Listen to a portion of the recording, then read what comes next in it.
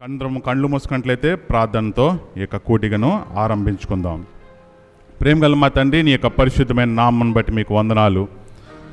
మీరిచ్చిన మరి యొక్క దినము, ఈ దినము చూడలేని వారు అనేకుల కంటే మిక్కిలి శ్రేష్ఠులుగా మమ్మల్ని భూలోకం మీద ఉంచి ఈరోజు నీ యొక్క విశ్రాంతి దినంలోని మాకు ప్రవేశం అనుగ్రహించినందుకు మీకు ఎంతగానో వందనాలు, స్తుతులు, స్తోత్రం చెల్లించుకుంటున్నాను తండ్రి. ఎందుకు పనికిరాంటి వారిని మమ్మల్ని ప్రభువా మీరు మా కొరకు ఈ లోకానికి మనిషి కుమారునిగా వచ్చి మమ్మల్ని ఏర్పరచుకొని జిగటగల దొంగ ఊబిలో పడిపోయిన మమ్మల్ని లేవనెత్తి నీతిమంతులుగా మమ్మల్ని చేసినందుకు మీకు వందనాలు. ఏ పాపం చేయని మీరు పాపంగా చేయబడ్డారు ప్రభువా మా కొరకై. ఏ నీతి చేయని మమ్మల్ని నీతిమంతులుగా ఉచితంగా మీరు అనుగ్రహించినందుకు మీకు వందనాలు చెల్లించుకుంటున్నాను తండ్రి. మీరు ఇచ్చిన గొప్ప రక్షణను బట్టి మీకు ఎంతగానో నేను వందనాలు, స్తుతులు, స్తోత్రం చెల్లించుకుంటున్నాను. విశ్రాంతి దినమును పరిశుద్ధముగా ఆచరించడానికి జ్ఞాపకం ఉంచుకోమన్నారు. మీరు పరిశుద్ధుడు గనుక మేము కూడా పరిశుద్ధులమై ఉండాలని మీరు కోరుచున్నారు ప్రభా. అంత పరిశుద్ధతలో మమ్మల్ని అనుగ్రహించి మమ్మల్ని ప్రవేశపెట్టించినందుకు మీకు వందనాలు చెల్లించుకుంటున్నాను తండ్రి. ఈ సమయము మీకే సమర్పించుకుంటున్నాను తండ్రి. అలాగే ప్రభా, రాజమండ్రి చర్చిలో జరుగుతున్న ఆరాధన జ్ఞాపకం చేసుకోండి. కొవ్వూరు అలాగే వేములూరు ప్రభా దొరైచర్లో జరుగుతున్న ఈ యొక్క ఆరాధన కూడా నీ నామ మహిమార్థమై జరుగునట్లు మీరు సహాయం చేయండి ప్రభా. ఎవరైతే అనారోగ్యంతో ఇంటి వద్దనే ఉన్నారో వారిని జ్ఞాపకం చేసుకోండి. పూర్ణ బలము, శక్తి అనుగ్రహించి వారిని లేవనెత్తి నీ యొక్క మందిరంకు నడిపించి మీ యొక్క శరీరంలో నీ యొక్క బలలో వారు పాలు పంచుకొని మీ నామం స్తుతించడానికి వారికి అనుగ్రహించండి. ఇట్టి గొప్ప ధన్యత మాకు అందరికీ అనుగ్రహించినందుకు మీకు ఎంతగానో వందనాలు చెల్లించుకుంటూ నీ దాసులను జ్ఞాపకం చేసిన వారు చేసిన పరిచర్య జ్ఞాపకం చేసుకోండి. ముఖ్యంగా ఛత్తీస్గఢ్ ప్రాంతాల్లో జరుగుతున్న పరిచర్య జ్ఞాపకం చేసుకోండి.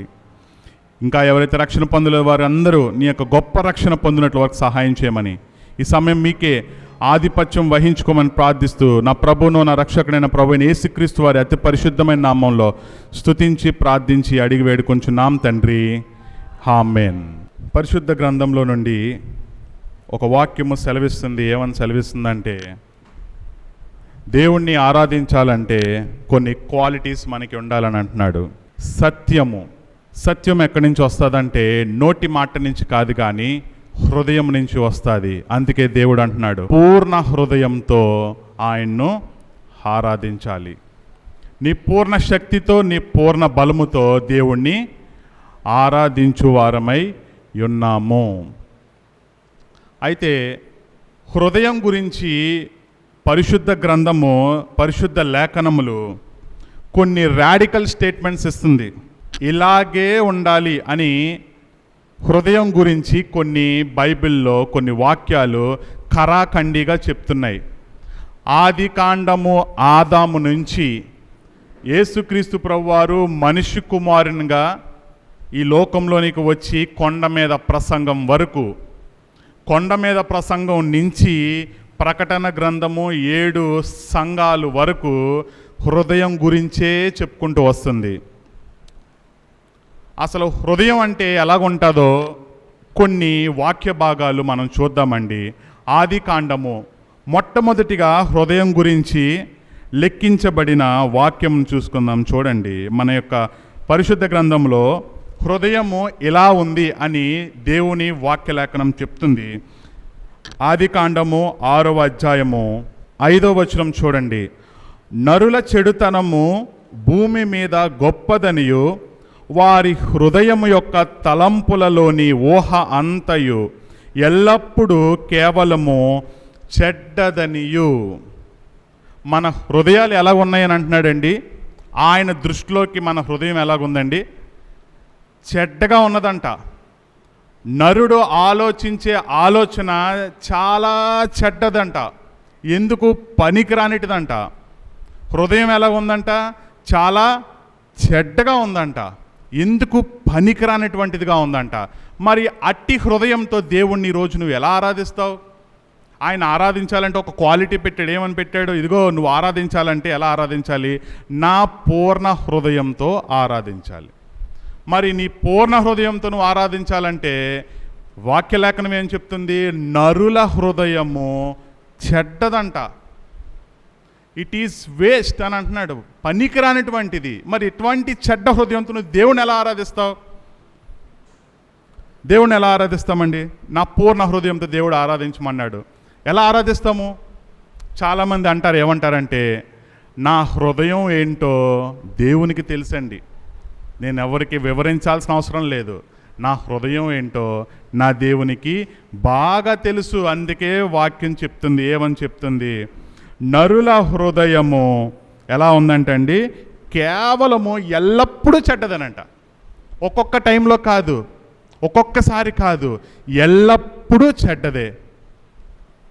విశ్రాంతి దినమును పరిశుద్ధంగా ఆచరించడానికి గుర్తుంచుకోమన్నాడు, జ్ఞాపకం ఉంచుకోమన్నాడు. మరి ఈరోజు విశ్రాంతి దినము దేవునికి ఇంపైన సువాసన కలిగించే దినము. ఈ దినము మనం ఎలా ఉండాలి? కంపుగొట్టేలాగా ఉన్నామా? దేవునికి ఇంపైన సొగసు, ఇంపైన వాసన, సువాసన కలిగే వారంగా ఉన్నామా? మనల్ని మనం పరీక్షించుకోవాలి. అయితే ఈ హృదయంతో చూస్తే దేవుడు ఈ పరిశుద్ధ గ్రంథంలో నుంచి దావీదుని మెచ్చుకుంటున్నాడు. దావీదు ఎలాంటి వాడంట? దేవుని హృదయానికి హృదయానుసారుడంట. వాక్యం ఏమని సెలవిస్తుందంటే, నరుల చెడుతనము భూమి మీద చాలా గొప్పగా ఉందంట. వారి హృదయంలో వచ్చే తలంపులు, ఊహ అంతయు ఎల్లప్పుడూ కేవలం చెడ్డది. ఇంకొక స్టేట్మెంట్ మనం చూడొచ్చు, ఇర్మియా గ్రంథంలో ఏమనుంది? హృదయము అన్నిటికంటే మోసకరమైనది, అది ఘోరమైన వ్యాధి గలది. హృదయం యొక్క స్టేట్మెంట్స్ బైబిల్లో ఎక్కడ చూసినా చాలా రాడికల్ స్టేట్మెంట్ ఇస్తుంది. ఏమనిస్తుందంటే, నీ హృదయం నీ హృదయం నీ హృదయం చెడ్డది, నీ హృదయము చెడ్డది. అయితే దావీదు గారు పలుకుతున్న మాట చూడండి, కీర్తనల గ్రంథము 119 చూడండి. నీ ఎదుట అంటే ఎవరెదుట? దేవుని ఎదుట, దేవుని పరిశుద్ధ స్థలము, దేవుని మందసము ఎదుట, దేవుని యొక్క విశ్రాంతి దినము, దేవుని పరిశుద్ధ దేవాలయంలో నీ ఎదుట నేను పాపము చేయకుండునట్లు నా హృదయంలో ఏముంచుకున్నాడు? నీ వాక్యమును ఉంచుకున్నాడు. మనమే ఉంచుకున్నామండి. ఆదివారం అనేసరికి ప్రతి ఆదివారం వెళ్తాను కదా, ఈ ఆదివారం మా ఫ్రెండ్ పిలిచాడని చెప్పి వెళ్ళిపోతాం. ఆదివారం రోజుని ఎలాగ ఉండమన్నాడు దేవుడు? పరిశుద్ధంగా ఆచరించమన్నాడు. మరి మనం ఎలా ఆచరిస్తున్నాము? ఇది మనలను మనం పరీక్షించుకునే సమయము. ఇది మనలను మనం పరీక్షించుకొని దేవుని మందిరంలోనికి మనము ఆహ్వానితులుగా ఉండాలి. మందిరంలోనికి రావడమే కాదు, ఆయన యొక్క శరీరము, ఆయన యొక్క రక్తంలో కూడా మనం ఏం చేయాలి? పరిశుద్ధంగా ఆచరించి పాల్గొనాలి. మరి ఇలా పాల్గొనాలంటే నీ హృదయం ఎలా ఉండాలి? ఇలా పాల్గొనాలంటే నీ హృదయంలో ఏం ఉండాలి? వాక్యం ఉండాలి. ఈరోజు ఉదయకాల సమయం మీ యొక్క వ్యక్తిగత వాక్యం చదువుకొని వచ్చారా? కుటుంబ ప్రార్థన, కుటుంబ వాక్యం చేసుకొని వచ్చారా? దేవుడు ఈరోజు మనల్ని క్వశ్చన్ చేస్తున్నాడు. ఏం పెట్టుకుని వచ్చారు హృదయంలోనికి? ఎలా ఆరాధించాలని వచ్చారు నన్ను? ఇలా ఎలా పడితే అలా ఆరాధిస్తే నీ ఆరాధన దేవుడు స్వీకరించుతాడా? అడుగుతున్నాడు ప్రశ్న. ఎలా పడితే అలా ఆరాధించి, ఎలా పడితే అలాగ ఆయన సన్నిధిలోనికి వచ్చేస్తే దేవుడు నీ యొక్క ఆరాధన ఆలాకిస్తాడని నువ్వు నమ్ముతున్నావా? దేవుడు ఏమంటున్నాడు? నీ హృదయము అన్నిటికంటే మోసకరమైనది, అది ఘోరమైన వ్యాధి కలది. మరి నీ హృదయంతో దేవుణ్ణి ఆరాధించాలంటే నీకు కావాల్సిందేంటి? వాక్యము. నీవు నుంచోవాలంటే కావాల్సిందేంటి? వాక్యము. నీవు నిలబడాలంటే నీకు కావాల్సిందేంటి? దేవుని వాక్యము. నీ వాక్యము నా హృదయంలో ఉంటే నేను నిన్ను ఆరాధించగలను, నిన్ను పూర్ణ హృదయంతో ఆరాధించగలను. ఎలా ఆరాధించాలండి దేవుణ్ణి? పూర్ణ హృదయంతో దేవుణ్ణి ఆరాధించాలి. చాలామంది ఏమనుకుంటారంటే, నేను ఏం చేసినా పర్వాలేదు, దేవుడు కొన్ని విషయాల్లో నన్ను వదిలేస్తాడు. అది కూడా ఎవరు చెప్తున్నారంటే, నీ హృదయమే నిన్ను మోసం చేస్తుంది. మనల్ని మోసం చేసేది ఎవరంటేనండి, మన హృదయమే. అదిగోండి, నేను ఆయనకి ఒక 2 లక్షలు అప్పు చేశానండి, నన్ను మోసం చేసి వెళ్ళిపోయాడని అంటాం. లేదు లేదు లేదు. నేనైతే వాక్యం అయితే ఏం చెప్తుందంటే, నిన్ను ఆ మనిషిని నమ్మించేలాగా చేసింది నీ పతనమైపోయిన హృదయం. నీ హృదయం నిన్ను నమ్మించి మోసం చేసింది. ఆడిని నమ్మేలాగా చేసింది. ఆడు డబ్బు పట్టుకుని పారిపోయాడు. అందుకే చాలామంది ఏమనుకుంటారంటే కీర్తనల గ్రంథము 53వ అధ్యాయంలో 2 స్టేట్మెంట్స్ ఇస్తుంది. ఏమనిస్తుందో చూద్దాం. కీర్తనల గ్రంథము 53వ అధ్యాయం చూడండి. దేవుడు లేడని బుద్ధిహీనులు తమ హృదయంలో అనుకొందురు. దేవుడు ఈ విషయంలో నన్ను ఏమండండి, దేవుడు నన్ను ఈ విషయంలో కాపాడతాడండి, దేవుడు నన్ను ఈ విషయంలో ఏం మాట్లాడండి అని అనుకుంటాం మనం చిన్న చిన్న తప్పులు చేయడానికి వెళ్ళినప్పుడు. అరే నేను నిన్న కాక మొన్న నేను వాళ్ళకి వీళ్ళకి ఇంత హెల్ప్ చేశాను కదా, ఈ చిన్న విషయంలో దొంగిలిస్తే దేవుడు నన్ను ఏమండ అనుకుంటారు. కానీ దేవుడు ఏమంటున్నాడు, బుద్ధిహీనులు అంటున్నారు వాళ్ళని.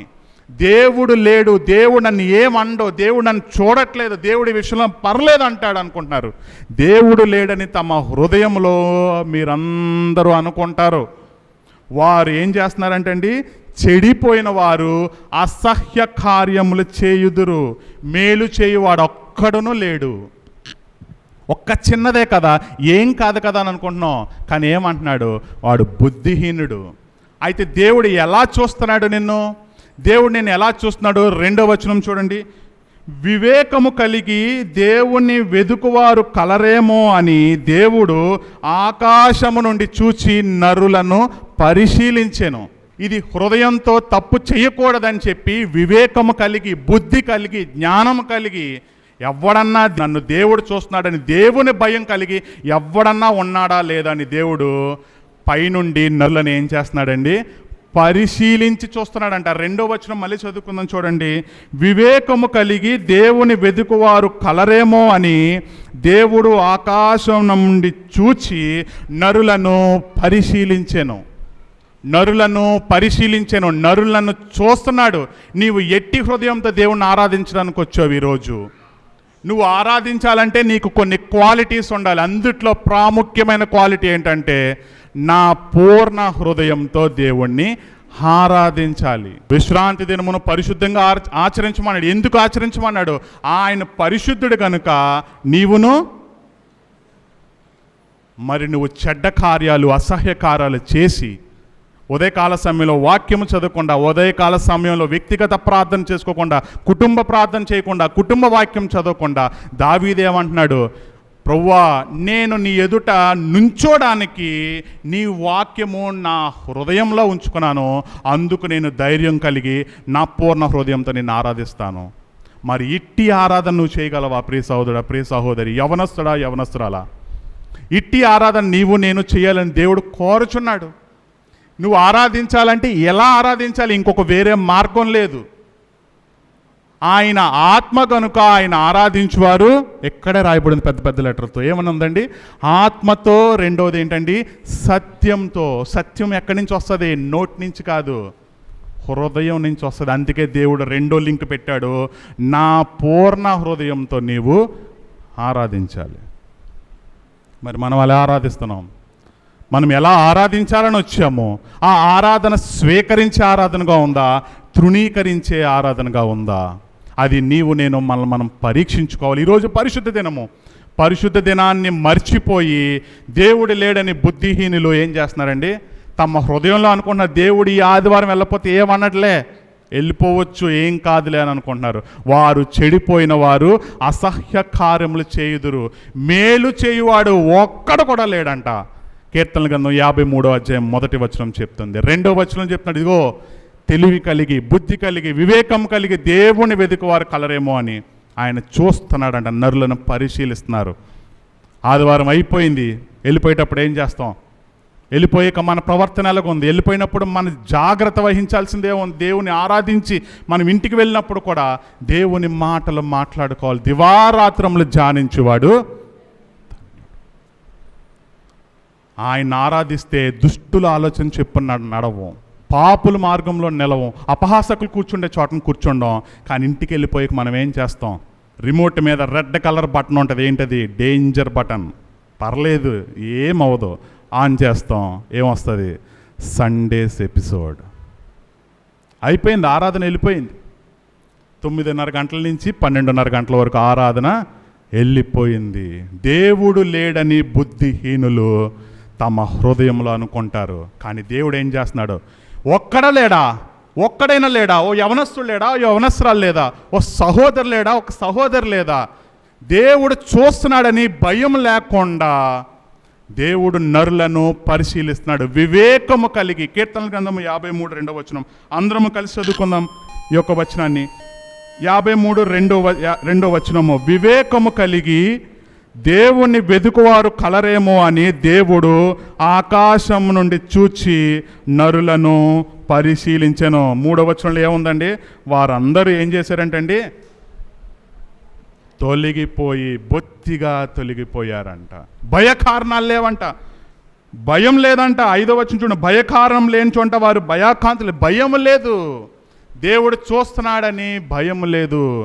దేవుణ్ణి ఆరాధించాలంటే, దేవుని పరిశుద్ధ సమాజ మందిరంలోనికి వచ్చి మనం ఆరాధించాలంటే ఒక క్వాలిటీ ఉండాలి, ఒక షరతు ఉంది, ఒక నియమం ఉంది. ఏంటంటే, నీవు నన్ను ఆరాధించాలంటే దేవుని అంత నీతి మనం కలిగి ఉండాలి. దేవుని ఆత్మ ద్వారా మనం ఆరాధించాలి, నా పూర్ణ హృదయంతో. కానీ హృదయం గురించి కొన్ని రాడికల్ స్టేట్మెంట్ వేస్తుంది.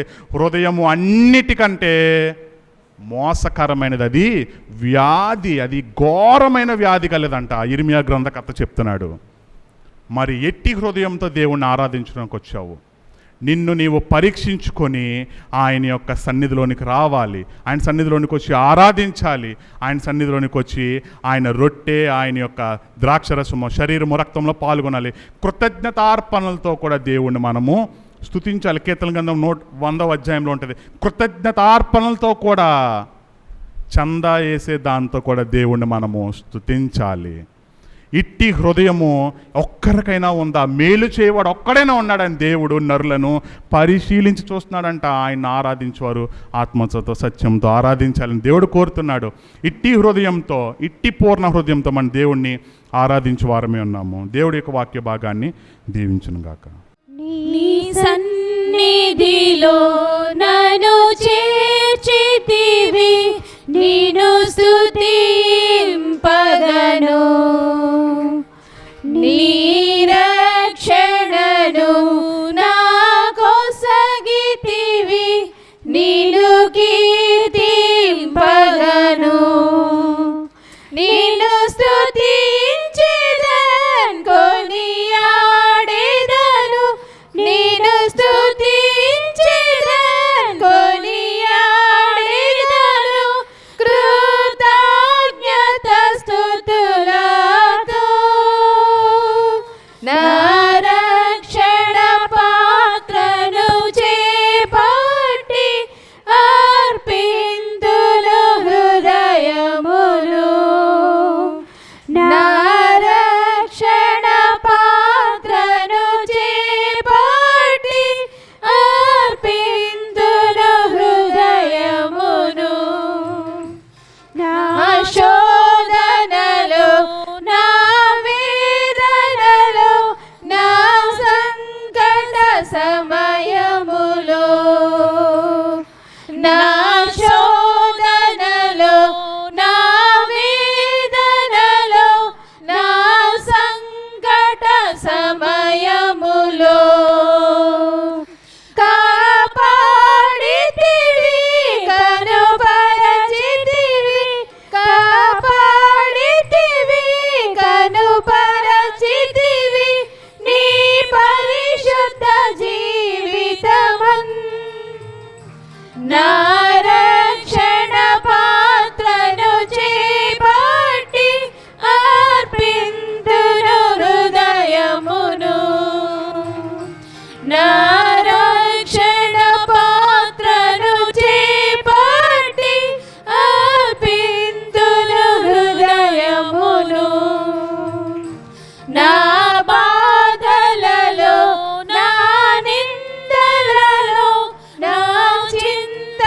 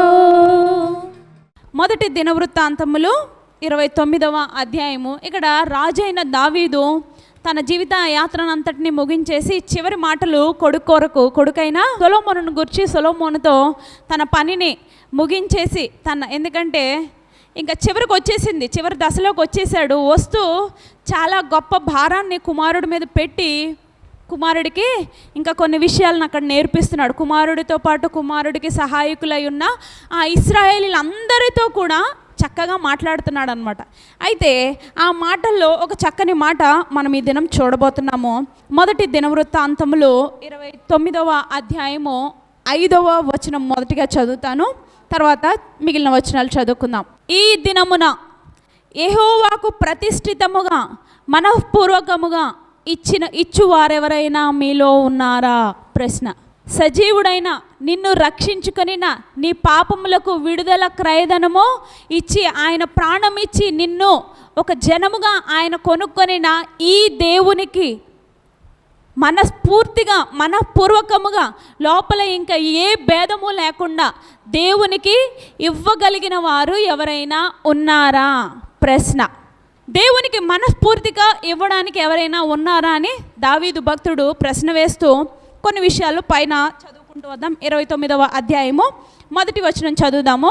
తరువాత రాజైన దావీదు సర్వ సమాజముతో, అంటే అక్కడ ఉన్న ఇశ్రాయేలీల వారిని, లేవి గోత్రపు వారిని, ఇంకా పైన కింద మీరు చదువుకుంటూ వస్తే ఆయన వారందరినీ ఏర్పాటు చేస్తాడు. ఎందుకు? మందిరం కట్టడానికి కావలసిన పని వారందరినీ ఆయన ఏర్పాటు చేస్తూ సర్వ సమాజముతో ఇలాగు సెలవిచ్చెను. దేవుడు కోరుకొనిన నా కుమారుడైన సొలొమోను ఇంకనో లేత ప్రాయము గల బాలుడై ఉన్నాడు. కట్టబోవు ఆలయము మనుష్యునికి కాదు, దేవుడైన యెహోవాకే గనుక ఈ పని బహు గొప్పది అంటున్నాడు. ఏంటండి అది? దేవుని ఆలయము కట్టే పని. సొలొమోను ఎలా ఉన్నాడంట? బహులేత ప్రాయము గలవాడై బాలుడై ఉన్నాడంట. ఆ వయసులోనే తండ్రి భారం పెట్టాడు తన మీద. ఏంటా భారము? సర్వ సమాజము కూడుకొని దేవుని నామాన్ని స్తుతించడానికి, ఒక గొప్ప ఖ్యాతి గల ఒక మందిరాన్ని కట్టడానికి అక్కడ మాట్లాడుతున్నాడు. మనమైతే ఈ మందిరం అనే కాన్సెప్ట్లో నుంచి మన దేవుడు మనల్ని ఒక్కొక్కరిని ఒక ఆలయముగా ఆయన చేశాడు. కొరింథీయులకు రాసిన పత్రికలో అదే ఉంటుంది. ఏమని ఉంటుంది? మీ దేహము దేవుని ఆలయమై ఉన్నదని మీరు ఎరుగరా అంటున్నాడు. మరి ఇటువంటి ఈ ఆత్మీయమైన ఈ దేహాన్ని కట్టుకోవడము అక్కడ అదే చెప్తున్నాడు. ఏంటి? ఈ పని బహు గొప్పది అంటున్నాడు. ఏంటంట? చాలా గొప్ప పనిని మీరు చేస్తున్నారు కాబట్టి దీని కొరకు కొన్ని నీతి నిబద్ధతలు కలిగి ఉండాలి, మనఃపూర్వకంగా ఇది చేయాలి అంటూ చెప్తున్నాడు. మరి మనకు కూడా ఇది ఈరోజు అదే సూచన భక్తుడైన దావీదు ద్వారా దేవుడు మనతో మాట్లాడుతున్నాడు. ఈ గొప్ప పని కొరకు మన దేహము, అంటే దేవుని ఆలయమైన ఈ దేహములో నుండి దేవుడు మనతో మాట్లాడుతున్నాడు. ఏంటి? మరి ఈ దేహాన్ని, ఈ ఆత్మీయ దేహాన్ని కట్టుకుంటూ ఆయనకి నీవు మనఃపూర్వకంగా ఇచ్చే సత్తా నీ దగ్గర ఉందా అని అడుగుతున్నాడు కదా. అలా ఇవ్వడానికి దేవుడు కూడా చెప్తున్నాడు. అక్కడ చూడండి 9వ వచనంలో, అలా ఇచ్చిన వారిని చూచంట చాలా సంతోషించారంట జనులందరూ. 9వ వచనం చదివితే, వారు పూర్ణ మనస్సుతో యెహోవాకు ఇచ్చి ఉండిరి గనుక వారు అలాగూ మనఃపూర్వకముగా ఇచ్చినందుకు జనులు సంతోషపడిరి అంటున్నాడు. దేవుని పని కొరకు, దేవుని రాజ్యము కొరకు వారందరూ, మీరు ఆ అధ్యాయం అంతా చదివితే వారుకున్న వెండి, బంగారము, విలువగల రాళ్లను, ఇంకా వారి దగ్గర ఏమేమైతే ఉన్నాయో ఇంకా అవన్నిటినీ తెచ్చి రాజు నిధిలో వేసేశారు. అక్కడ ఉంటుంది చూడండి పైన 8వ వచనం. తమ యొద్ద రత్నములు ఉన్నవారును వాటిని తెచ్చి యెహోవా మందిరపు బొక్కసము మీదనున్న గెర్షోనీయుడైన యెహూయేలునకు ఇచ్చిరి. అంటే అతను ఈ పనులన్నింటినీ చూస్తున్నాడు. దేవుని మందిరము కొరకు కావలసిన ప్రతిదీ ఆయన అక్కడ ఏర్పాటు చేసుకుంటున్నాడు. ఎందుకంటే దేవుడు దావీదుని ఏర్పాటు చేసుకోలేదు మందిరాన్ని కట్టడానికి. ఆ విషయం దావీదు తెలుసుకున్నాడు. ఎందుకు? పాపము చేశాడు. ఏంటి ఆ పాపము? బెత్షెబాతో పాపము చేశాడు. ఇంకోటి ఏం చేశాడు? రక్తాపరాధం. బెత్షెబా భర్తను చంపేశాడు, మరణం చేసేశాడు. కాబట్టి తనకు అది కోల్పోయాడు. అయితే దేవుడు సొలొమోనును ఏర్పాటు చేసుకొని ఈ మందిరాన్ని కట్టించడానికి ఆయన ఏర్పాటు చేసుకున్నాడు. ఇంకా కింద చదివితే అవన్నిటిని ఆయన దావీదు కష్టపడి సమకూర్చాడు. కట్టలేకపోయాడు, కానీ కుమారుడికి సహకారంగా అవన్నీ కూడా సమకూర్చాడు. మరి ఈ దినం నీకు నాకు సమకూర్చిన వాడెవరండి? సమకూర్చిన వాడెవరు? ఎఫెసీయులకు రాసిన పత్రిక 2వ అధ్యాయము 8వ వచనం. అయినను దేవుడు కరుణా సంపన్నుడై ఉండి మనము అపరాధముల చేత చచ్చిన వారమై ఉండినప్పుడు సైతము మన ఎడల చూపిన తన మహా ప్రేమ చేత మనలను క్రీస్తుతో కూడా బ్రతికించెను. కృప చేత మీరు రక్షింపబడి ఉన్నారు. క్రీస్తు యేసునందు ఆయన మనకు చేసిన ఉపకారము ద్వారా అత్యధికమైన తన కృపా మహదైశ్వర్యమును రాబో యుగంలో కనుపరచు నిమిత్తము క్రీస్తు యేసునందు మనలను ఆయనతో కూడా లేపి పరలోకమందు ఆయనతో కూడా కూర్చుండబెట్టెను. మీరు విశ్వాసము ద్వారా కృపచేతనే రక్షింపబడి ఉన్నారు. ఇది మీ వలన కలిగినది కాదు, అది దేవుని వరమే. మీ ఆత్మీయ మందిరాన్ని కట్టడానికి మీకు సమకూర్చిన వాడు ఎవరండి? యేసుక్రీస్తు ద్వారానే మనకు అవన్నీ కూడా సమకూర్చబడి రక్షింపబడి ఆయన కృపచేతనే ఆయన ప్రేమ చేతనే నీవు నేను విడుదల పొంది ఉన్నాము. నీవు నేను ఈ ఆత్మీయ మందిరాన్ని మనము కట్టుకొంచున్నాం. అవునా?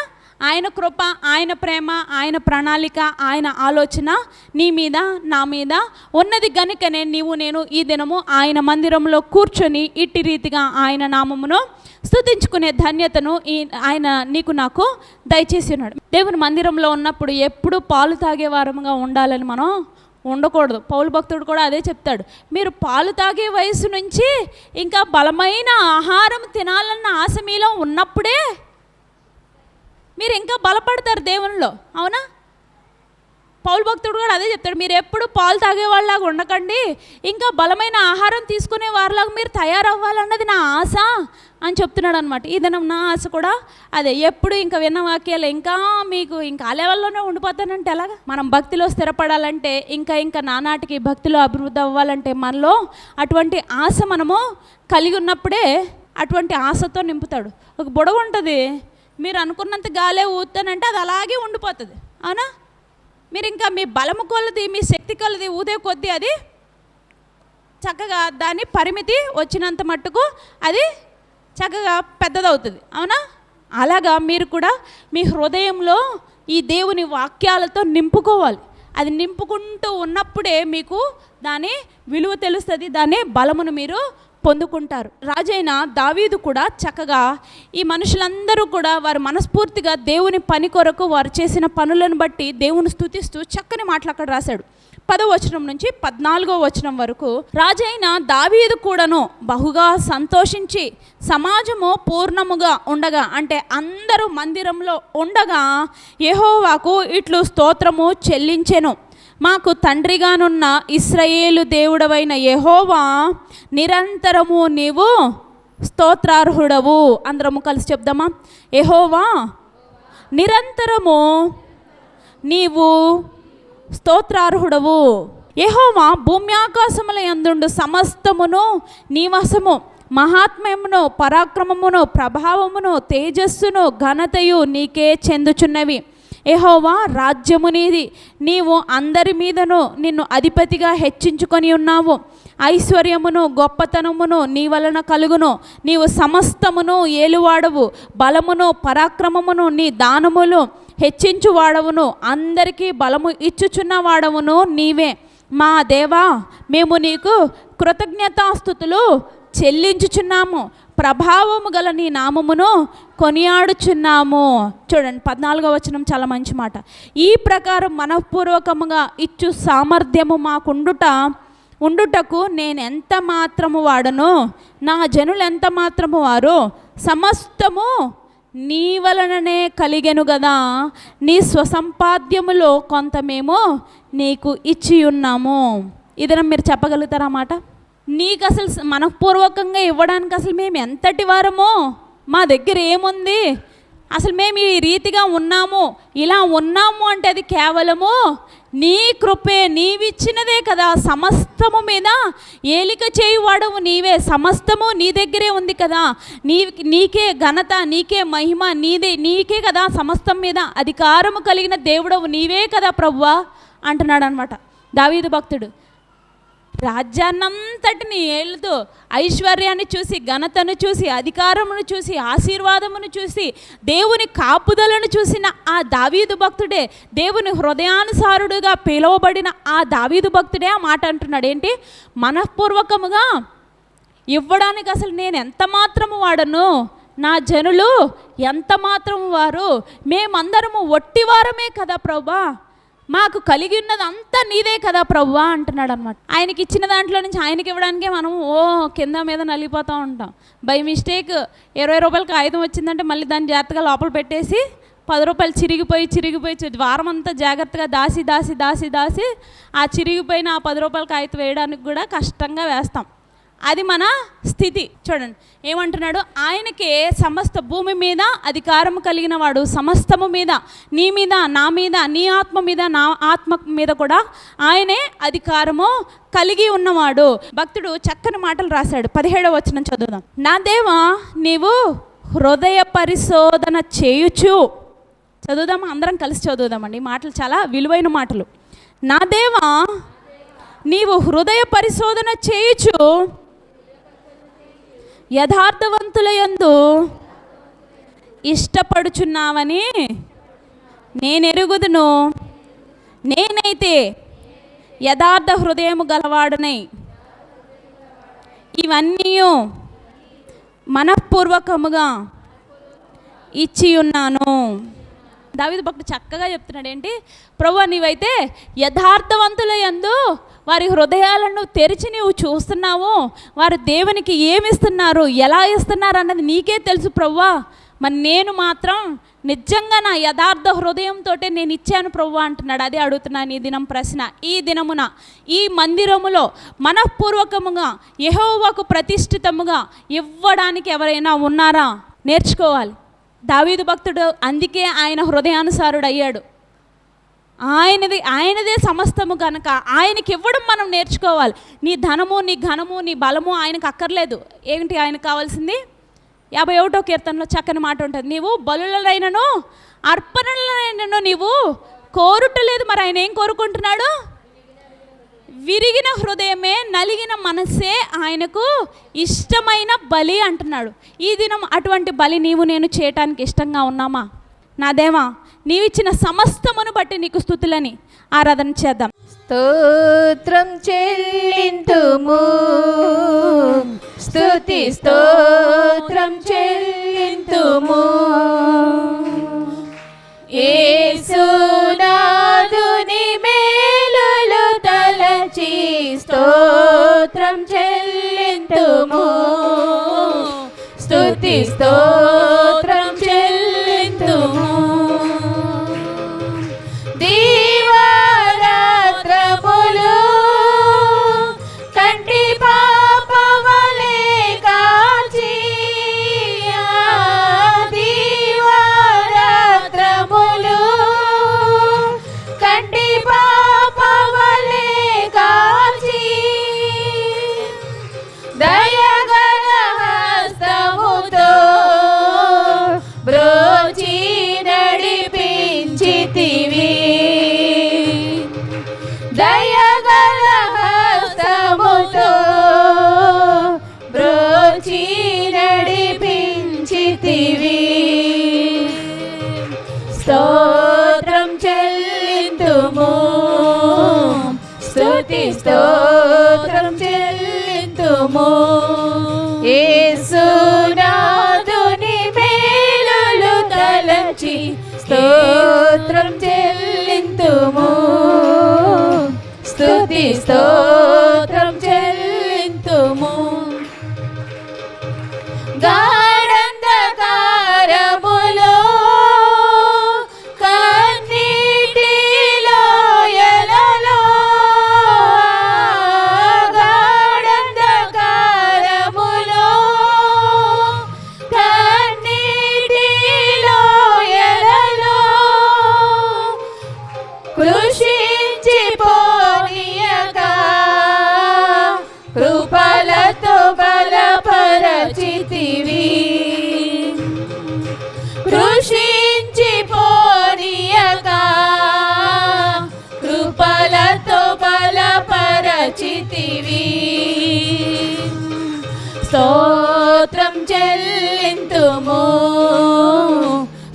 స్తుతి స్తోత్రం చెల్లింతుము.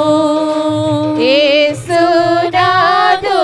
మేలులు తలంచి స్తోత్రం చెల్లింతుము.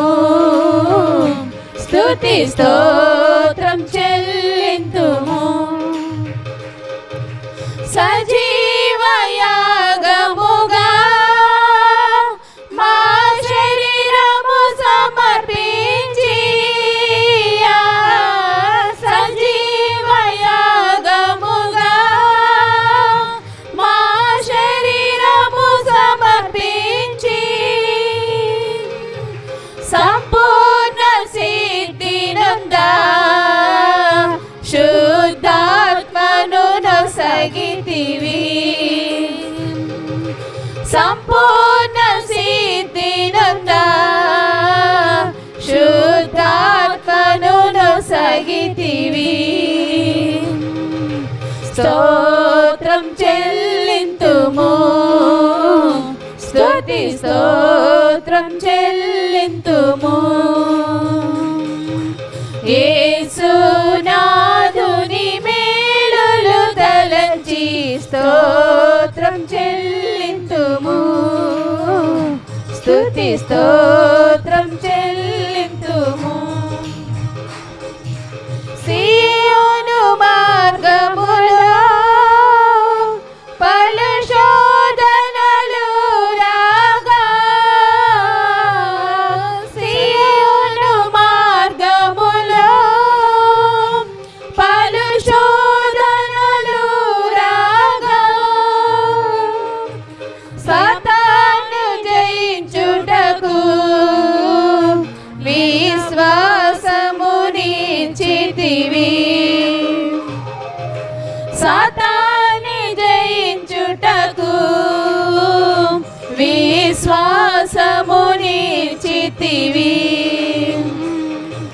స్తోత్రం చెల్లింతుము. స్తుతి స్తోత్రం చెల్లింతుము. అందరము చప్పట్లు కొడుతూ పాడదామండి. యేసునాథుని మేలులు తలంచి స్తోత్రం చెల్లింతుము.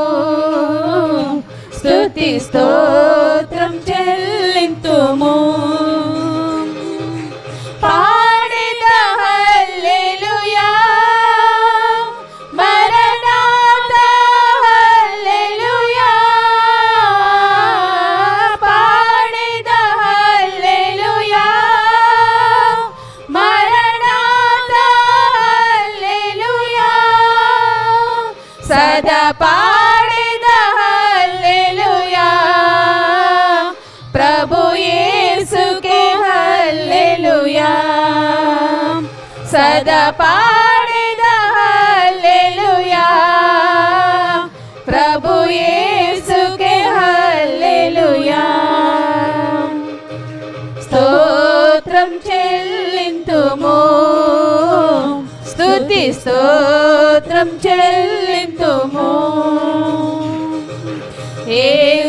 యేసునాథుని మేలులు తలంచి స్తోత్రం చెల్లింతుము. స్తుతి స్తోత్రం చెల్లింతుము. ఈరోజు మనం చూడబోయే వాక్యం ఏంటంటే విశ్వాసి రాకడ సిద్ధపాటు తీతు పత్రికలో నుంచి దేవుని వాక్యాన్ని ఈరోజు మనం చదువుకోబోతున్నాం. అంతకుముందు దానికి ముందు మీకు ఒక నిజ సంఘటన ఒకటి ఇస్తాను మీకు. నేను ఒకసారి మా కాలేజీలో యూనివర్సిటీలో ఒక బాగా చదివే వ్యక్తి క్యాంపస్ ఇంటర్వ్యూలో దాదాపు సంవత్సరానికి 10 లక్షల జాబ్ కొట్టాడు. సంవత్సరానికి ఎంత అండి? 10 లక్షల ఉద్యోగాన్ని అతను సంపాదించుకున్నాడు. చక్కగా కాలేజీలో కూడా మంచి అతను ఫోటో వేశారు, మంచి పేరు ప్రఖ్యాతలు సంపాదించాడు, అంత బాగానే ఉంది. అయితే తన యూనివర్సిటీ నుంచి ఇంకా జాబ్కి వెళ్ళిపోవాలి. నేను చెన్నై, అతనికి బెంగళూరులో జాబ్ వచ్చింది. చెన్నైలో కాలేజ్ అయితే బెంగళూరులో అతనికి ఉద్యోగం వస్తే బెంగళూరు ప్రయాణమై వెళ్ళిపోతుంటే బాగా ఆలకించండి. తనకి బాగా ఇష్టమైన ఒక సార్ దగ్గరికి వెళ్ళాడు, ప్రొఫెసర్ దగ్గరికి వెళ్ళాడు, ఒక సార్ గారి దగ్గరికి వెళ్ళి, సార్ నాకు మరి జాబ్ వచ్చింది, నేను వెళ్ళిపోతున్నాను బెంగళూరు, మిమ్మల్ని ఒకసారి కలిసేసి టాటా బాబాయ్ ఫేర్వెల్ ఇచ్చి వెళ్ళిపోతాం అని చెప్పి అతనితో చెప్పాడు. చెప్పగానే సార్ అన్నాడు, ఓ చాలా వండర్ఫుల్, వాట్ నెక్స్ట్ అన్నాడు. ఏమన్నాడు? నెక్స్ట్ ఏంటి మరి అనగానే, ఏముంది సార్, మంచి శాలరీ, చక్కగా మా ఇంట్లోకి చెప్పి ఒక మంచి అమ్మాయిని చూసి పెళ్లి చేసుకుంటారు సార్ అన్నాడు. Okay, congratulations, wonderful.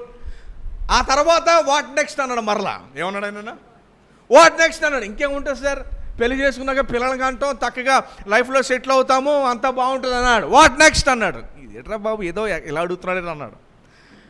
ఏముంటుంది సార్, పిల్లలకి పెళ్ళిళ్ళు చేస్తాం, వాళ్ళకి ఒక లైఫ్ని ఇస్తాం, ఏదైనా ఉంటే సర్దేస్తాం, తర్వాత నేను నా వైఫ్ రిటైర్ అయిపోతాం సార్ అన్నాడు. ఓ అవునా, వాట్ నెక్స్ట్ అన్నాడు. మరలా ఏమన్నాడు?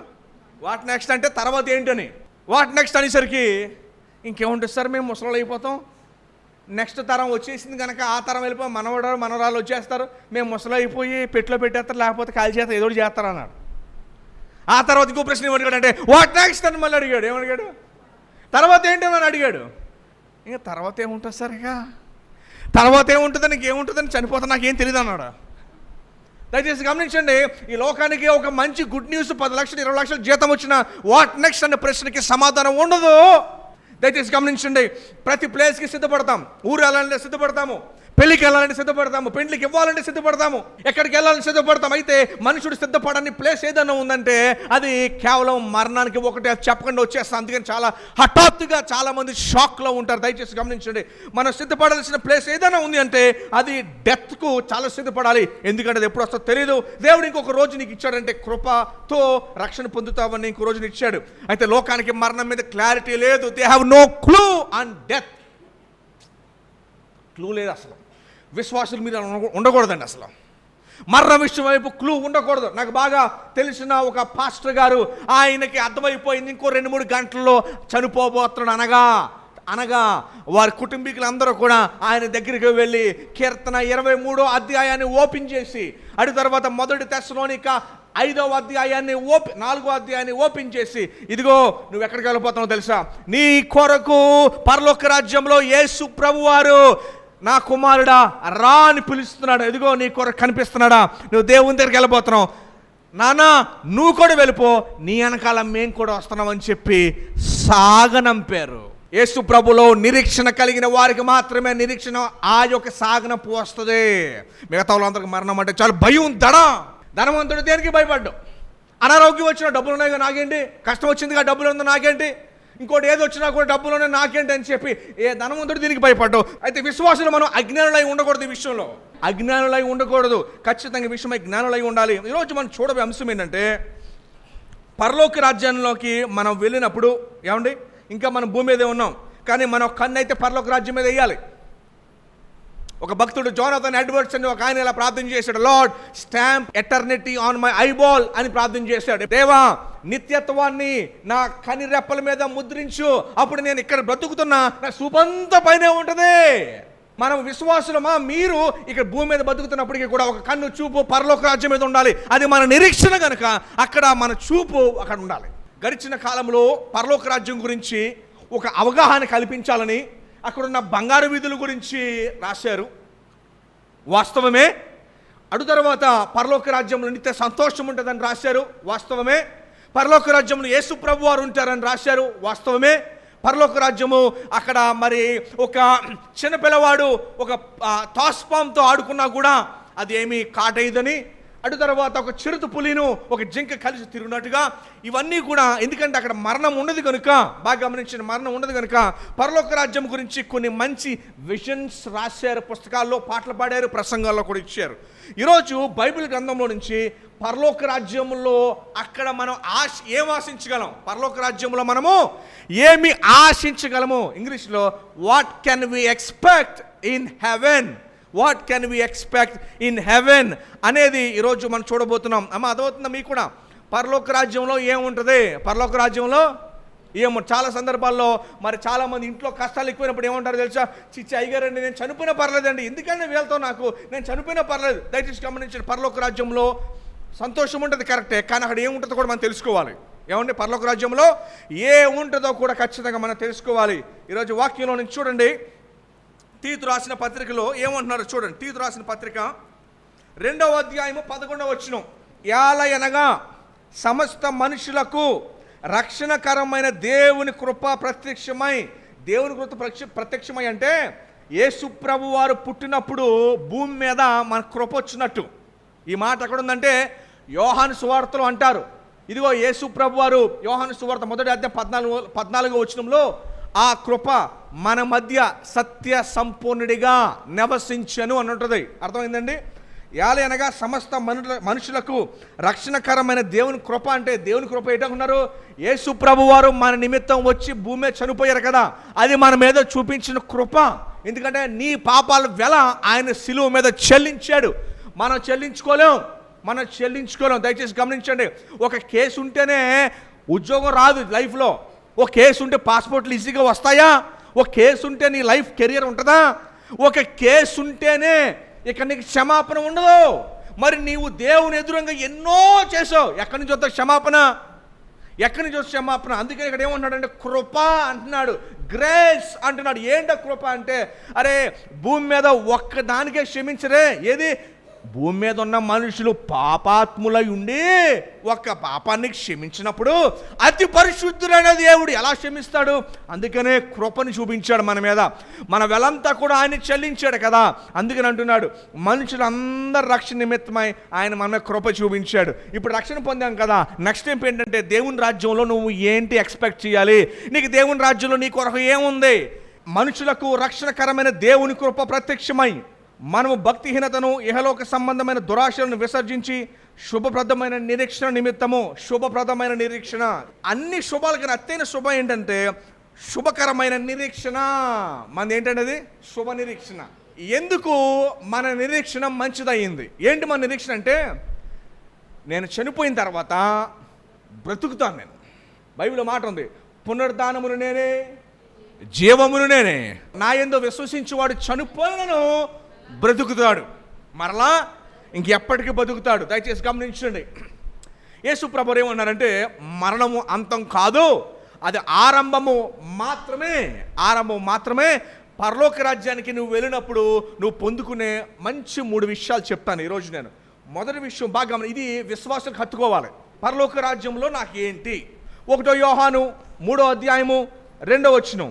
పరలోక రాజ్యంలో ఏంటి? దేవుడు నాకు ఇచ్చేది ఏంటి? మన నిరీక్షణ పరలోక రాజ్యము. లోకంలో నెక్స్ట్ ఏంటంటే ఎవరి దగ్గర సమాధానం లేదు. కానీ నెక్స్ట్ ఏంటి అనగానే మనం చెప్తాము, నిత్యము దేవుని రాజ్యంలో సంతోషిస్తాం, మనం దేవునితో పాటు ఉంటాము. అది నా నిరీక్షణ, అదే నా బలము, అదే నన్ను నడిపించేది.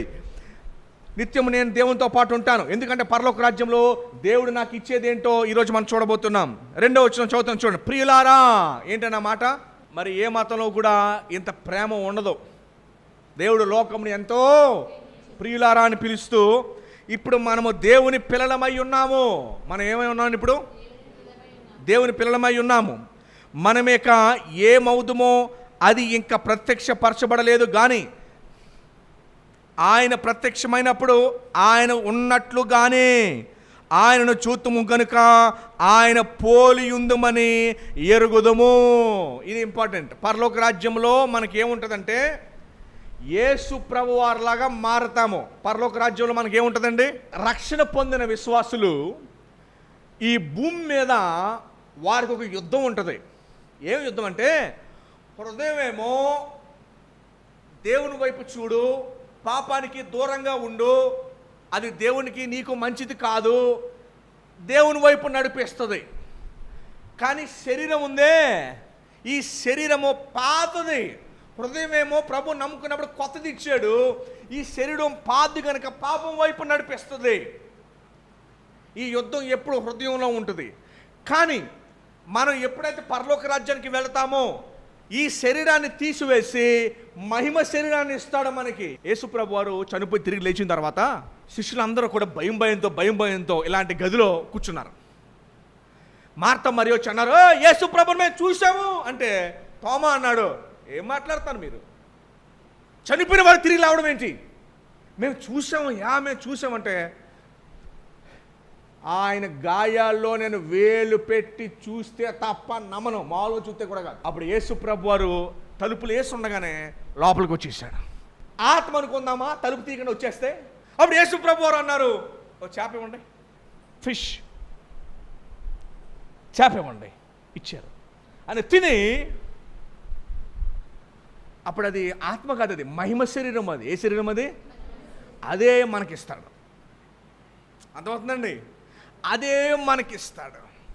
ఆ శరీరంలో మనం అక్కడ ఉన్నప్పుడు ఇక మనలో పాపం ఉండదు, పాపము చేయాలని ఆశ ఉండదు, మనకి పాపానికి ఇంకా సంబంధం ఉండదు.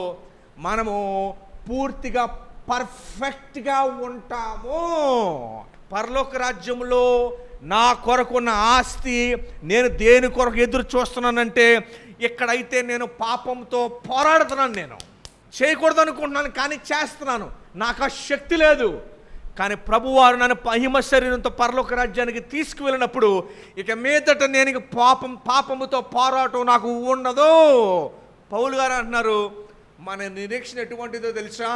ఎక్కడైతే పాపంతో కొట్టుమిట్లాడుతున్నాం కానీ పరలోక రాజ్యంలో మనకు అది కొట్టుమిట్లాడడం ఉండదు. We will be perfect for ever అని అన్నాడు. ఒక వచనాన్ని మీకు చదివి వినిపిస్తాను, చూడండి. 2వ వచనం, ప్రియులారా, ఇప్పుడు మనము దేవుని పిల్లలమై ఉన్నాము. మనం ఇక ఏమవుదుమో అది ఇంకా ప్రత్యక్షపరచబడలేదు, కానీ ఆయన ప్రత్యక్షమైనప్పుడు ఆయన ఉన్నట్లుగానే ఆయనను చూతుము గనుక ఆయనను పోలి ఉందమని మీరు తెలుసుకోండి. ఆయన యందు ఈ నిరీక్షణ పెట్టుకొని ప్రతివాడును ఆయన పవిత్రుడై ఉన్నట్టుగా తన్ను తను పవిత్రునిగా చేసుకొనుము.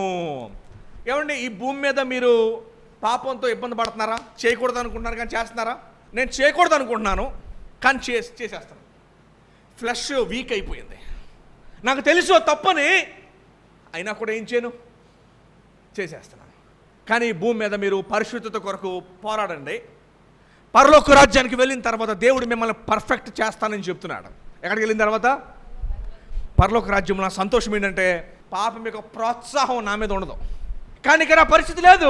అక్కడ నాకు అందుకనే వాక్యం చెప్తుంది, మన నిరీక్షణ ఎటువంటిదంటే, ఓ దేవా, నేను రాబోయే ప్రదేశము, నా నిరీక్షణ శుభపరమైన నిరీక్షణ, బ్లెస్డ్ హోప్. అది నా నిరీక్షణ. అమ్మయ్యా, నేను అక్కడికి వెళ్ళిన తర్వాత ఇంకెప్పుడు నేను పాపంలోకి నేను పోను. ఇంకో మాట ఇక్కడ ఉంది, ప్రతివాడును ఆయన పవిత్రుడై ఉన్నట్టుగా తను తాను ఎంచుకోవాలంటే. మన నిరీక్షణ ఎటువంటిదంటే మనల్ని పవిత్రపరిచే నిరీక్షణ. మన నిరీక్షణ ఎటువంటిదండి? మనల్ని పవిత్రపరుస్తుంది. ఇక్కడైతే మనం పాపంతో కొట్టుమిట్లాడుతున్నాం కానీ దేవుడు మన పరలోక రాజ్యం తీసుకెళ్ళిన తర్వాత ఇంకా పాపంతో మనకు యుద్ధం ఉండదు. ఇక ఒంట్లో రోగాలు ఉండవు, శ్రమ ఇబ్బంది ఉండదు. లోకానికి చాలా మరణం అంటే చాలా భయం. నా బాగా జ్ఞాపకం, మా తాతగారు కరెక్ట్గా 2006వ సంవత్సరంలో చనిపోయారు. ఆంధ్ర రాష్ట్రం అంతా కూడా పరిచయం చేశారు, సంఘాలు కట్టారు. చనిపోయినప్పుడు మొత్తం రాష్ట్రం నలుమూల నుంచి వచ్చారు, 100 మంది. ఇలా నుంచున్నాను నేను. ఏడుపు కన్నా అందరూ కూడా పాటలు పాడుతున్నారు, సేవకులు అందరూ బైబిల్ చదువుతున్నారు, ఆయన ఎక్కడికి వెళ్ళారో చెప్తున్నారు, ఇప్పటిదాకా దేవుడు ఎలా రక్షణ ఇచ్చాడో చెప్తున్నారు. అందరూ కూడా, మా అమ్మమ్మ గారు, ఆవిడ ఇంకా బ్రతికే ఉన్నారు, దాదాపు 80 సంవత్సరాలు 90 సంవత్సరాలు ఆవిడ వయసు. ఇప్పటికీ అక్కడ గుడిలో ఆవిడే ఉన్నారు. ఆవిడ చెప్పబడుతున్న మాటల్ని కూర్చొని వింటున్నారు. ఆమె భర్త, మా గ్రాండ్ ఫాదరు, ఎక్కడికి వెళ్ళారు అన్న విషయాన్ని గురించి చెబుతుంటే ఆమె వింటుంది. జీవితకాలము వారిద్దరు కూడా ఇదే వర్తమానాన్ని పంచుకుంటూ రాష్ట్రం అంతా తిరిగారు. నా యందు విశ్వసించువాడు చనిపోయినను బ్రతుకును. ఈ భూమి మీద అయితే పాపంతో రోగంతో మనం కొట్టుమిట్లాడేమో, పరలోక రాజ్యంలో ఇక మీద పాపంతో మనం ఫైటు ఉండదు. కానీ ఇక్కడ భూమి మీద బ్రతికినంత కాలము కూడా మనల్ని శుద్ధిగానే మనం ఉంచుకోవాలి. ఎలా ఉంచుకోవాలండి? కొన్ని విషయాలు చెప్తాను, చూడండి. తీతు పత్రికలోనే 12వ వచనం చూద్దాం. మనము భక్తిహీనతను విడిచిపెట్టాలంట. చాలా ముఖ్యమండి. ప్రాబ్లం ఏంటంటే ఈ రోజున భక్తిహీనత, దేవుడి మీద భయం లేకపోవటం. ఫస్ట్ ఏంటండి? దేవుడి మీద భయం లేకపోవటం, దేవుడి మీద తిరుగుబాటు చేయడం, ఆయన ఆరాధించుకోపోవటం, ఆయన మందిరానికి రాలేకపోవటం, లోకంలోని ఎక్కువ సమయాన్ని గడపటం, దీన్ని భక్తిహీనత అంటారు. దేవుణ్ణి ఎరిగిన వారు భక్తిహీనతలోకి ఉండకూడదు. దేవుణ్ణి ఎరిగిన వారు భక్తిహీనతలోకి ఉండకూడదు. దేవుణ్ణి మహిమపరచని ఏ పని మనం చేయకూడదు, అది నష్టమే. అది వెంటనే నష్టం కలిగించకపోవచ్చు. క్యాన్సర్ ఒకసారి చంపదు, జాయిగా చంపుద్ది. క్యాన్సర్ కంటే పెద్ద జబ్బు భక్తిహీనత. క్యాన్సర్ ఒక వెంటనే చంపదు. కోవిడ్ 20 రోజులు చంపేసింది. క్యాన్సర్ 1 సంవత్సరాలు చంపుద్ది. ఎయిడ్స్ వ్యాధి దశాబ్దాలు ఉంటుంది. పాపము ఎప్పటికైనా చంపుద్ది. అందుకని వాక్యం చెప్తుంది, పాపం వల్ల వచ్చే జీతము మరణం. భక్తిహీనత మనకు ఉండకూడదు. దేవునికి ఇష్టం లేని పని ఏం చేసిన భక్తిహీనత. భక్తిహీనత చేసి దీవించబడాలని కోరుకోవద్దు. భక్తిహీనతగా ఉండి ఆరోగ్యంగా ఉండాలని కోరుకోవద్దు. భక్తిహీనత చేసి ఆశీర్వదించబడాలని దయచేసి కోరుకోవద్దు. భక్తిహీనత మరణానికి నడిపిస్తుంది. అందుకని విశ్వాసులు, నువ్వు ఏ పనైనా చేయి, అది దేవునికి వ్యతిరేకంగా ఉంటే మానివేసాయి. మీరు ఎక్కడికైనా వెళ్ళండి, అది దేవునికి వ్యతిరేకమైన పని అయితే మానేసేయండి. ఉదయం లేచాము, నువ్వు మాట్లాడే మాటలు దేవునికి ఇష్టం లేదా, మీరు బూతులాడుతున్నారు, దేవునికి ఇష్టం లేదా, కట్ చేసేయండి. చూపులు కరెక్ట్గా లేవా, ఆ చూపులు చూడొద్దు. వెళ్ళే ప్రదేశము కరెక్ట్గా లేదా, అక్కడికి నువ్వు పోవద్దు. దేవునికి ఇష్టం లేని స్నేహాలు నువ్వు మానేసాయి. దేవునికి ఇష్టం లేని ఫోన్ మాటలు మానివేసాయి. దేవునికి ఇష్టం లేని పనులు ఏమేం చేస్తావా మానేసాయి. భక్తిహీనతను తీసివేయండి. దేవుని ఆశీర్వాదం ఆయన ఇస్తాడు. బైబిల్ చెప్తుంది, భక్తిహీనతను విసర్జించండి, విడిచిపెట్టేసాను. విశ్వాసులు భక్తిహీనతలో ఉండకూడదు. విశ్వాసులు ఉదయం లేచి ప్రార్థన చేసుకోవాలి, బైబిల్ చదువుకోవాలి. భక్తిహీనత ఏంటో తెలుసా? నిద్రపోవటం, ప్రార్థన చేయకపోవటం, ఉదయం లేచి బైబిల్ చదువుకోకపోవడం భక్తిహీనత. భక్తి లేదు మన దగ్గర, భక్తిహీనత అంటారు దాన్ని. దయచేసి గమనించి, భక్తిహీనత ఉంటే దేవుడు మనల్ని మెచ్చడు. రాబోయే వారం అంతా జ్ఞాపకం చేసుకోండి, భక్తిహీనత ఉంటే దేవుడు మనల్ని మెచ్చడు. భక్తిహీనత వద్దు మనకి. రెండో మాట మీకు జ్ఞాపకం చేస్తాను, దేన్ని మనం విడిచిపెట్టాలి పవిత్రంగా ఉండాలంటే భూమి మీద?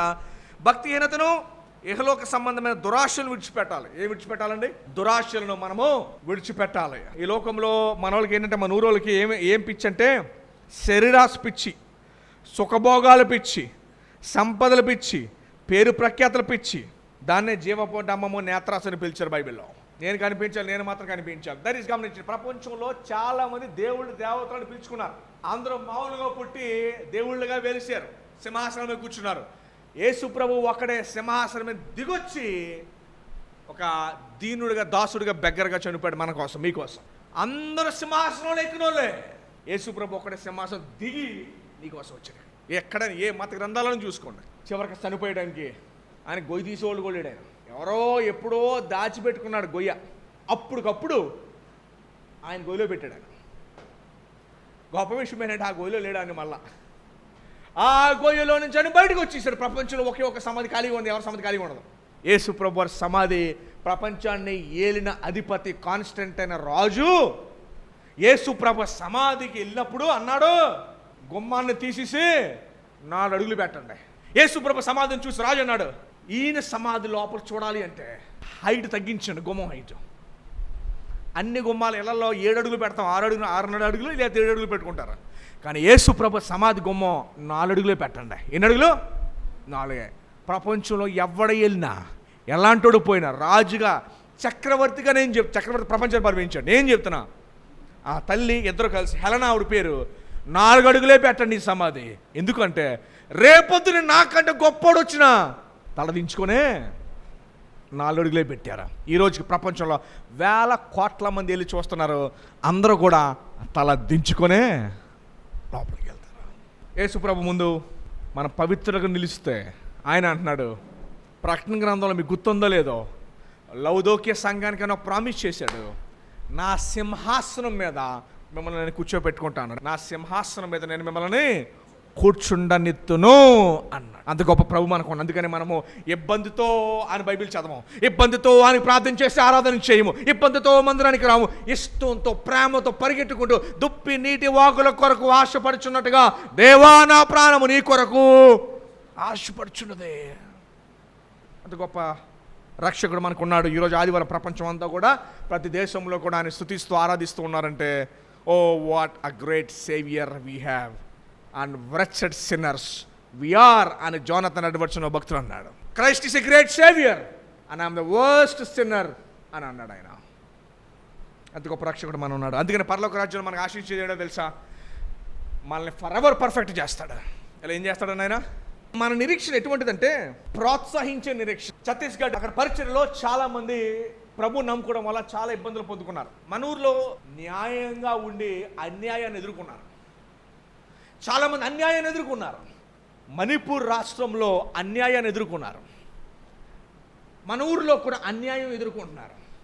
డబ్బులు ఉంటేనే న్యాయం, కోర్టులో కానీ ఎక్కడైనా సరే. మన నిరీక్షణ ఎటువంటి తెలుసా? ప్రభు, ఈ భూమి మీద నాకు అన్యాయం జరిగింది. ప్రభు అన్నాడు, యుద్ధం యెహోవాదే, యుద్ధం యెహోవాదే. పరలోక రాజ్యానికి వెళ్ళినప్పుడు నేను చూస్తాను, భూమి మీద దేవుడు ఎవరి లెక్క ఏది విత్తుతావో అందరు దానికి వస్తారు. ప్రోత్సహించిన నిరీక్షణ ఎందుకన్నా తెలుసా? ప్రతి ఒక్కరికి నువ్వు బాధింపబడ్డావా, దేవునికి రివార్డ్ ఇస్తాడు. పేతురు రాసిన 1 పేతురు 2వ అధ్యాయం మనం చదువుతాం. మీరు బాధింపబడ్డారా, గుర్తుపెట్టుకోండి, God is going to reward you.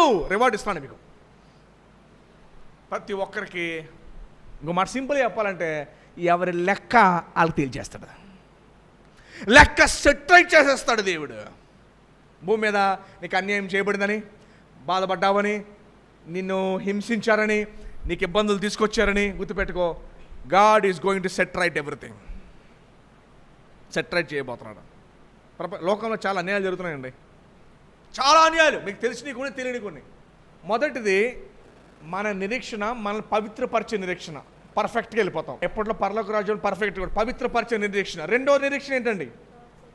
మనలను ప్రోత్సహించే నిరీక్షణ. ఏం ప్రోత్సహించే? వర్రీ కావద్దు, దేవుడు ఒకరోజు అన్ని సెటరేట్ చేస్తాడు. పరలోక రాజ్యానికి వెళ్ళడానికి మనం సిద్ధంగా ఉన్నాం, అంత బాగానే ఉంది, అంత బాగానే ఉంది. మూడోది ఏంటో తెలుసా? ఆయన నిరీక్షణ అంట మన సవాల్ చేస్తారంట. సవాల్ చేసే నిరీక్షణ. ఏ నిరీక్షణ అండి? ఛాలెంజ్, సవాల్ చేసే నిరీక్షణ. 1 తెస్సలోనికైలు 2:19 యాలయనగా నా నిరీక్షణ అయినను, పౌలు అంటున్నారు, ఆనందమైనను అతిశయ కిరీటమైనను ఏది? మన ప్రభు అయిన యేసు యొక్క రాకడ సమయమున ఆయన ఎదుట మీరే కదా, నిశ్చయముగా మీరే మా మహిమయు ఆనందమునై ఉన్నారు. పౌలు గారు ఏమంటున్నారంటే, మా నిరీక్షణ ఎటువంటిదంటే, మేము పరలోకానికి వెళ్ళినప్పుడు మేము మీ భూమి మీద సంపాదించుకుంది ఏదైనా ఉంది అంటే, మనల్ని మోసుకుపోయేలోపు మన భూమి మీద సంపాదించాల్సింది ఏంటో తెలుసా? నేను పుట్టించిన దేవుడు వెళ్ళాల్సింది అక్కడికి. నువ్వు భూమి మీద దేవుడిని ఒకటి సంపాదించి వెళ్ళమంటున్నాడు. నశించిపోతున్న ఆత్మల్ని సంపాదించేళ్ళు ఇక్కడ. ఏం సంపాదించేళ్ళు? నశించిపోతున్న ఆత్మల్ని సంపాదించేళ్ళు ఇక్కడికే. అది దేవుడు చెప్పాడు. తృష్టమని వాటి కాదు, నువ్వు సంపాదించి వెళ్ళాల్సిందే. నశించిపోతున్న ఆత్మలు వెళ్ళు. పౌలు అంటాడు, ఆయన ప్రత్యక్షమైనప్పుడు నేను సంపాదించానురా అని చెప్పడానికి నా కళ్ళ ముందు కనిపెట్టేది నేను వదిలేసిన ఆస్తులు కాదు, నేను సంపాదించుకున్న మీరే కదా అన్నాడు పౌలు గారు. మా అతిశయం ఏంటో తెలుసా? మీరే కదా. యేసు ప్రభు వారికి ఆస్తి ముఖ్యమా, నశించిపోతున్న ఆత్మ ముఖ్యమా? ప్రశ్న ఏంటి? యేసు ప్రభు వారికి మంచి ఉపమానం ఇస్తా. యేసు ప్రభు వారికి ఆస్తి ముఖ్యమా, నశించిపోతున్న ఆత్మ ముఖ్యమా? యేసు ప్రభు వారు వచ్చారు. సేనా అనే ఒక వ్యక్తి చాలా దయ్యాలు పట్టేసినాడు. యేసు ప్రభు అన్నాడు, ఓ దయ్యాలు, ఆ పందుల గుంపులోకి పోండి. ఏ గుంపులోకి? ఎన్ని వందల పందులు ఉన్నామో తెలీదు, లక్షల ఖరీదు. అందులోకి దయ్యాలు అందులోకి పోతే అవన్నీ మునిగిపోయినాయి. అందరూ గొడవకొచ్చారు ప్రభు మీదకి, మా ఆస్తి నష్టం చేసావు. ప్రభు వారికి ఆస్తిని కన్నా ఆత్మే ముఖ్యం. ఆస్తి కన్నా ఏది ముఖ్యం? అందుకని వాటిని అందరూ సముద్రంలో పంపాడు. ఈయన్ని మాత్రం హత్తుకొని ఊరిలోకి పంపాడు, వెళ్ళి నా గురించి చెప్పని. క్రీస్తు యేసు కలిగిన మనసు మీరును కలిగి ఉండుడి. ఫిలిప్పీ 2:6. క్రీస్తు యేసు కలిగిన మనసు మీరును. సో మన నిరీక్షణ పవిత్రపరిచే నిరీక్షణ, మన నిరీక్షణ ప్రోత్సహించే నిరీక్షణ. చివరిగా మూడోది మన నిరీక్షణ సవాలు చేసే నిరీక్షణ. విచారకరంగా 90% స్వార్థ పంచుకోరు, 70% అసలు సేవకి ఎవరు, 2% కొత్త వాళ్ళని తీసుకొస్తారంట. నువ్వు సంపాదించుకునేది ఏంటో చూసుకో. ఇక్కడి నుంచి వెళ్ళకముందు, నువ్వు సంపాదించుకుని వెళ్ళకముందు దయచేసి మీరు అందరూ చెక్ చేసుకోవాలి. నేను సంపాదించాల్సింది, పౌలు అన్నారు, నశించుకున్న ఆత్మలే సంపాదించి. ప్రభు కూడా అన్నాడు, విడిచిపెట్టి వచ్చాడు, నశించిపోవు ఆత్మను సంపాదించడానికి భూమి మీద అయినా అదే మన సంపాదన. మీ అందరి సంపాదన అయి ఉండాలి. దేవుడి మాటలు దీవించును గాక. ఆమేన్.